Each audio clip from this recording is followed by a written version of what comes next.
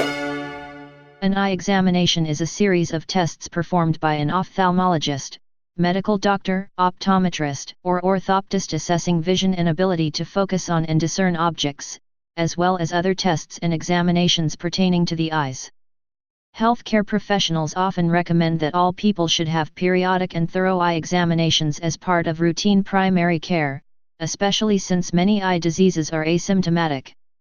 Eye examinations may detect potentially treatable blinding eye diseases, ocular manifestations of systemic disease, or signs of tumors or other anomalies of the brain. Ideally, the eye examination consists of an external examination, followed by specific tests for visual acuity, pupil function, extraocular muscle motility, visual fields, intraocular pressure, and ophthalmoscopy through a dilated pupil. A minimal eye examination consists of tests for visual acuity, pupil function, and extraocular muscle motility, as well as direct ophthalmoscopy through an undulated pupil. Basic examination. Visual acuity. Visual acuity is the eye's ability to detect fine details and is the quantitative measure of the eye's ability to see an in-focus image at a certain distance. The standard definition of normal visual acuity, 20/20 or 6/6 vision, is the ability to resolve a spatial pattern separated by a visual angle of 1 minute of arc. The terms 20/20 and 6/6 are derived from standardized sized objects that can be seen by a person of normal vision at the specified distance. For example, if one can see at a distance of 20 feet an object that normally can be seen at 20 feet, then one has 20/20 vision. If one can see at 20 feet what a normal person can see at 40 feet, then one has 20/40 vision. Put another way, suppose you have trouble seeing objects at a distance and you can only see out to 20 feet what a person with normal vision can see out to 200 feet, then you have 20/200 vision. The 6/6 terminology is more commonly used in Europe and Australia, and represents the distance in meters. This is often measured with a Snellen chart or with a log MAR base velorum visual acuity system. Refraction. In physics, refraction is the mechanism that bends the path of light through the eye. In an eye exam, the term refraction is the determination of the ideal correction of refractive error. Refractive error is an optical abnormality in which the shape of the eye fails to bring light into sharp focus on the retina, resulting in blurred or distorted vision. Examples of refractive error are myopia, hyperopia, and astigmatism. A refraction procedure consists of two parts, objective and subjective. Objective refraction.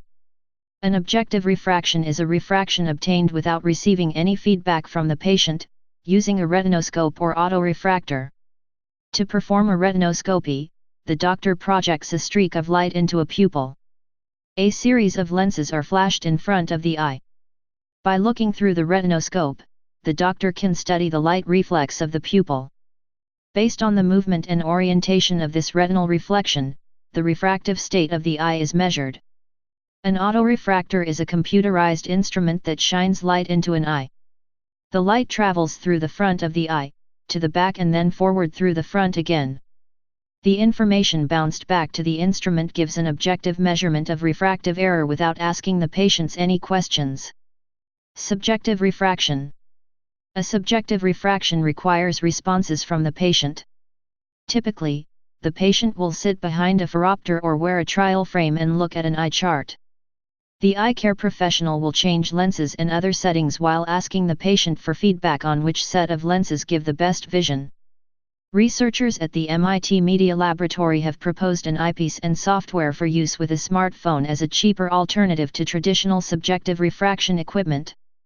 The system is called NETRA, Near Eye Tool for Refractive Assessment. A patent was filed for the system in 2010, and the primary audience for the device was projected to be the developing world where access to eye care professionals is limited. The system uses an array of tiny lenses and a grid of pinholes that require the observer to visualize depth in what is otherwise a two-dimensional surface, the smartphone screen. Rather than determining which of two images looks clearer, patients need only line up an array of dots and lines until they overlap. The degree of adjustment the patent uses on the handheld optical device to accomplish these tasks becomes a measure of visual acuity, which can then be translated into an eyeglass prescription. The binocular autorefractor measures sphere, cylinder, axis, and pupillary distance. Inetra, the company marketing the devices, expects to bring them to market in February 2016 at a price of just over $1,000 per device. Cycloplegic refraction.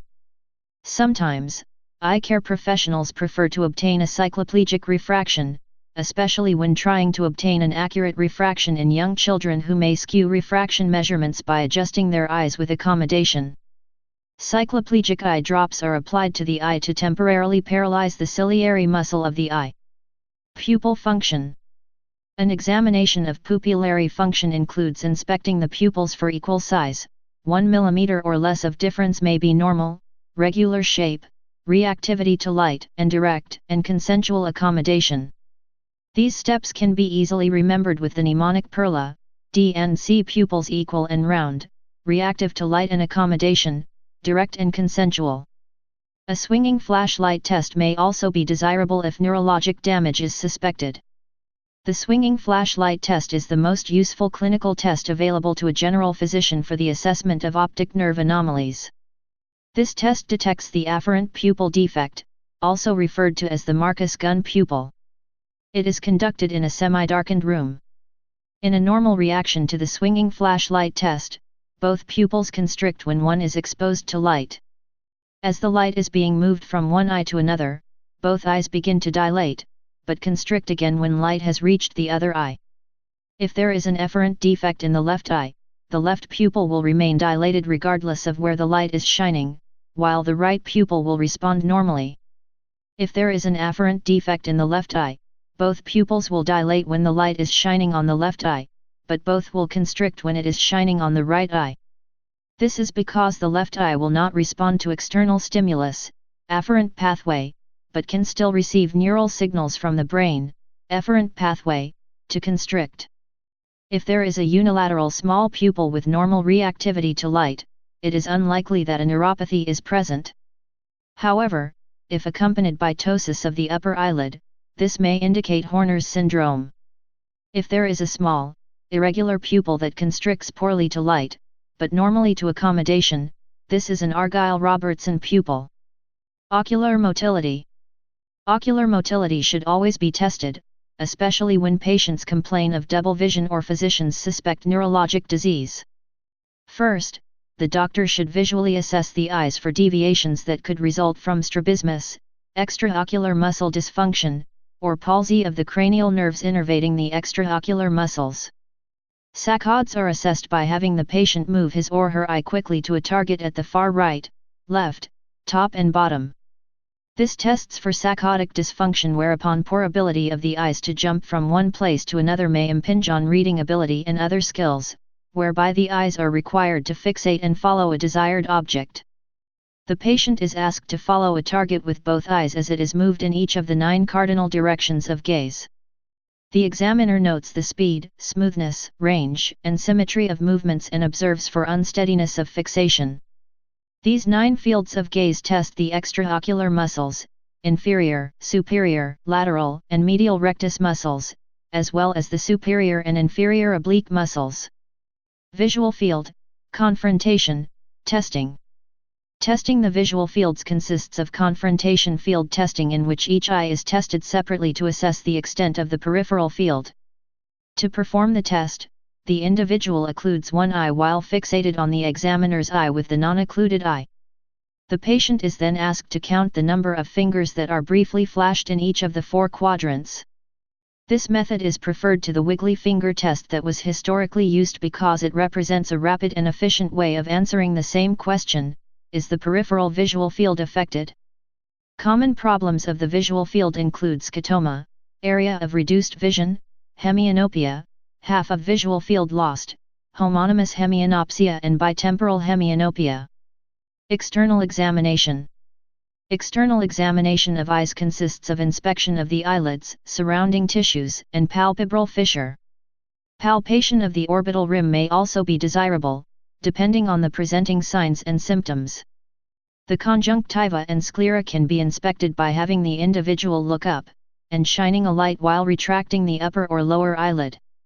The position of the eyelids are checked for abnormalities such as ptosis, which is an asymmetry between eyelid positions. Slit-Lamp.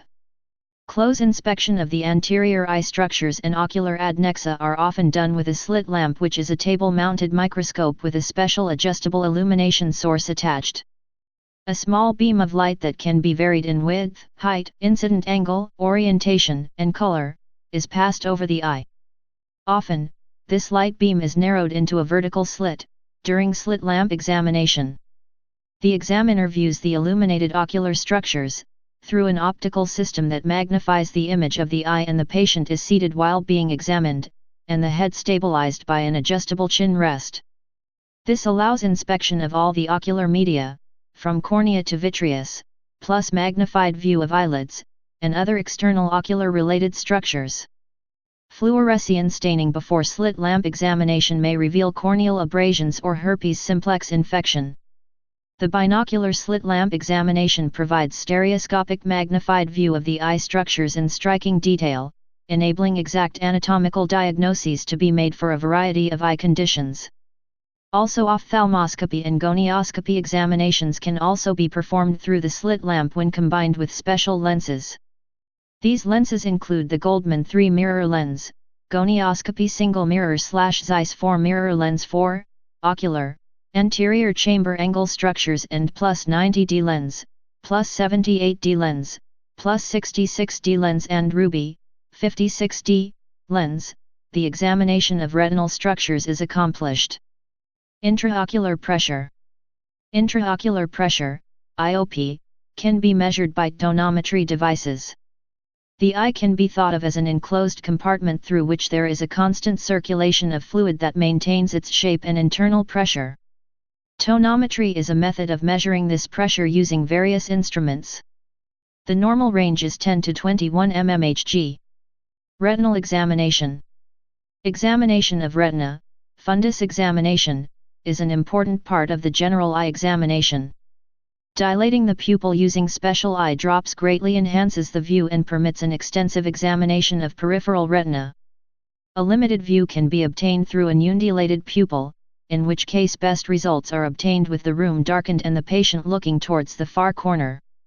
The appearance of the optic disc and retinal vasculature are also recorded during fundus examination. A red reflex can be seen when looking at a patient's pupil through a direct ophthalmoscope. This part of the examination is done from a distance of about 50 cm and is usually symmetrical between the two eyes. An opacity may indicate a cataract. Eye exams for children. Children should have their first eye exam at 6 months old. If a parent suspects something is wrong, an ophthalmologist can check even earlier. Early eye exams are important because children need the following basic visual skills for learning: near vision, distance vision, tumbling E chart, Landolt-C chart, eye teaming, binocularity, eye movement, accommodation, focusing skills, peripheral vision, eye-hand coordination.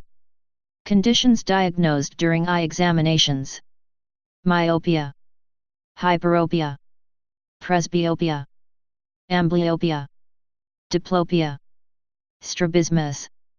Specialized eye examinations: color vision, stereopsis, near point of convergence, keratometry, cycloplegic refraction, accommodative system, amplitude of accommodation, negative relative accommodation, positive relative accommodation, vergence system, optokinetic system, Amsler grid, gonioscopy, corneal topography, corneal pachymetry, Scampflug ocular imaging, retinal tomography, ocular computed tomography, scanning laser polarimetry, electroculography, electroretinography, ultrasound biomicroscopy.